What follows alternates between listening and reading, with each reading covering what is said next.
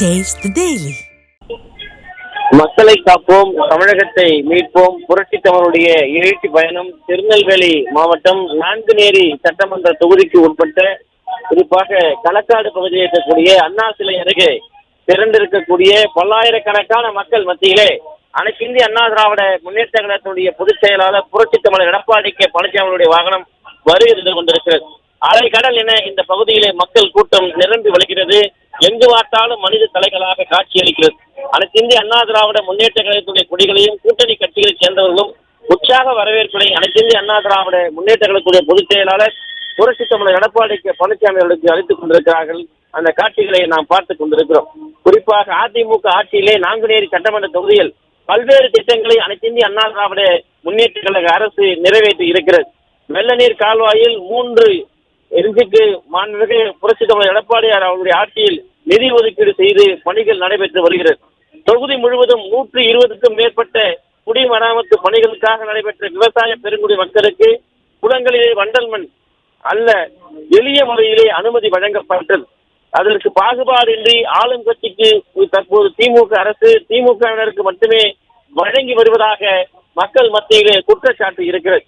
அதே போன்று நான்குநேரி உபரி சாலையிலே 123 கோடி ரூபாய் மதிப்பீட்டிலே அமைக்கப்பட்டது. இடமொழி வள்ளியூர் சாலையில் நெடுஞ்சாலைத்துறை மூலமாக ரூபாய் 54 கோடியிலே அமைக்கப்பட்டிருக்கிறது.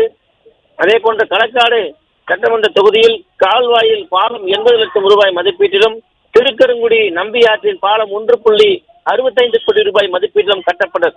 ஏர்வாடி நம்பியாற்றிலே பாலம் 1 கோடி ரூபாயிலும் களக்காடு நகராட்சியில் சிதம்பராபுரம் புறவழிச்சாலை 1.5 கோடி ரூபாய் மதிப்பீட்டிலும் களக்காடு கீழ்பத்தை புறவழிச்சாலை 1.28 கோடி நிதி ஒதுக்கீடு செய்து அது செய்யப்பட்ட நிலையில் ஆட்சி மாற்றம் ஏற்பட்டு ஆளுகிற திமுக அரசு அரசியல் காழ்ப்புணர்ச்சி காரணமாக கிடப்பிலை போட்டு வைத்திருக்கிறது.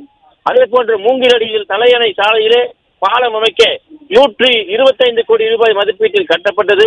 ஏர்வாடியில் அதாவது திருவேங்கடத்தான் நாதபுரத்தில் தலா 1 கோடி ரூபாய் மதிப்பீட்டில் திருமண மண்டபம். அதே போன்று நம்பியாற்றின் குறுக்கே அணைக்கரையில் பாலம் 1.81 கோடியிலே கட்டப்பட்டது. நம்பியாற்றின் குறுக்கே சிறுமலஞ்சி தடுப்பு அணை 2.31 கோடி ரூபாய் மதிப்பீட்டிலும் நான்குநேரி தீயணைப்பு துறைக்கு புதிய கட்டிடம் அமைத்துக் கொடுத்தது. ஏர்வாடியிலே புதிய சுகாதார வளாகம் அமைக்கப்பட்டது. அதே போன்ற களக்காடு நகராட்சியிலே அலுவலகம் புதிதாக கட்டப்பட்டது. நான்குநேரி தாலுகா காவல் நிலையம், ஏர்வாடி, திருக்கரங்குடி 3 அடைப்பு காவல் நிலையங்கள் கட்டி கொடுக்கப்பட்டு பொதுமக்களுடைய பிரச்சனைக்கு தீர்வு காணுவதற்காக பல்வேறு திட்டங்கள் நிறைவேற்றப்பட்டது. அதே போன்று களக்காடு மேலவடகரை பச்சை ஆற்றின் குறுக்கே மஞ்சுளை சாலை ஆற்றில் குறிப்பாக 1.50 கோடி ரூபாய் மதிப்பீட்டிலே கட்டி கொடுக்கப்பட்டது. நான்குநேரி தாலுகா அலுவலகம் புதிதாக கட்டி கொடுக்கப்பட்டது. நான்குநேரியிலே புதிய நீதிமன்றம் கட்டி கொடுக்கப்பட்டது. இப்படி மக்களுக்காக அனைத்து இந்திய அண்ணா திராவிட முன்னேற்ற கழக அரசு பல்வேறு திட்டங்களை மக்களுக்கு செய்து கொடுத்திருக்கிறது. இந்த பகுதியிலே இன்றைக்கு மக்கள் வசிக்கக்கூடிய களக்காடு பகுதியிலே 2 புறமும் மக்கள் வாழ்ந்து கொண்டிருக்கிறார்கள். நடுவழியாக ஒரு கூவமாறு ஓடுகிறது. துர்நாற்றம் வீசுகிறது. மக்கள் மூக்கை பொத்திக் கொண்டு செல்லக்கூடிய அவலநிலைக்கு தள்ளப்பட்டிருக்கிறார்கள். இந்த காவாயை அதாவது அங்கே இருக்கக்கூடிய கழிவுகளை சரி செய்து அந்த கழிவு நீரை முறையாக மூடி மக்களுக்கு மூக்கை பொத்திக் கொண்டு செல்ல முடியாத அது ஒரு துயரமான ஒரு நிலையாக இருக்கிறது. அதனை சரியாக செல்லுவதற்கும் அதே போன்று தொற்று நோய் ஏற்படுவதை தடுப்பதற்கும் இந்த அரசு நடவடிக்கை மேற்கொள்ள வேண்டும். மிகப்பெரிய அளவிலே நாங்கள் கோரிக்கை வைத்தும் கூட செவிசாய்க்கவில்லை என்று கூறப்படுகிறது. நான்குநேரி சட்டமன்ற தொகுதியிலே மிகப்பெரிய கோயிலாக இருக்கக்கூடிய நான்குநேரி ஜீயர் மடம், குறிப்பாக நான்குநேரி வானமாமலை கோயில் இருக்கிறது. இந்த நான்குநேரி வானமாமலை கோயிலுக்கு பல ஏக்கர் நிலங்கள் இருக்கிறது. குறிப்பாக இந்த நான்குநேரியில மிக பிரம்மாண்டமான ஏரி இருக்கிறது. அந்த ஏரி இதுவரை குடிமராமத்து செய்யப்படவில்லை, வறண்டு காணப்படுகிறது. இதனால் விவசாயிகள் வறட்சியாகவும் கண்ணீர் சிந்திக் கொண்டிருக்கிறார்கள்.